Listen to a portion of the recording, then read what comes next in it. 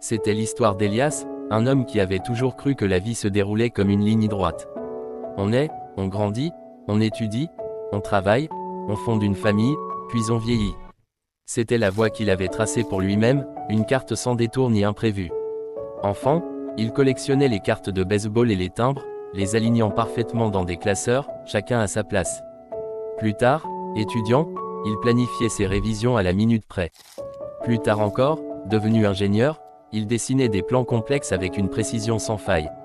Pour Elias, le chaos était l'ennemi. Mais la vie, il allait l'apprendre, est une artiste chaotique. Sa toile n'est pas une feuille de papier millimétrée, mais une surface texturée, pleine de couleurs qui se mélangent, de coups de pinceau inattendus, de taches et de repentirs.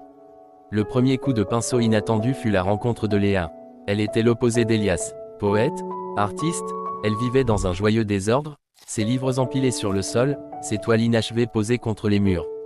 Elle lui a appris à aimer le jazz, cette musique improvisée qui part dans tous les sens et qui pourtant, se rassemble toujours dans une harmonie parfaite. Avec elle, il a appris à laisser des espaces, à ne pas tout remplir. Le deuxième coup de pinceau fut un accident de voiture. Pas le sien, celui de Léa. Le diagnostic est tombé comme un couperet, elle ne remarcherait plus. Pour Elias, c'était le chaos absolu. Sa vie, leur vie, était déraillée. Il voulait tout réparer, trouver une solution technique, mais il n'y en avait pas. Pendant des mois, il a lutté contre le désordre, contre l'injustice. Il a essayé de retrouver le chemin, de ramener la vie à sa ligne droite. Mais la vie de Léa et la sienne n'étaient plus des lignes droites. Elles étaient devenues un chemin tortueux, escarpé, mais qui menait à un paysage magnifique et inattendu. C'est là qu'Elias a compris.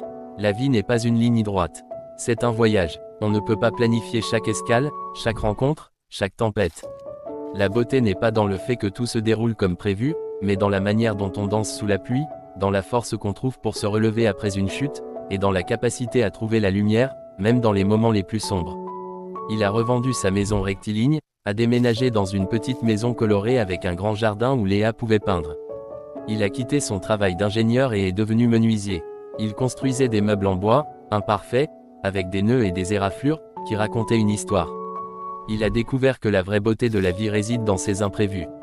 Dans les amitiés inattendues, dans les amours chaotiques, dans les moments de silence partagé, dans les rires qui éclatent sans raison.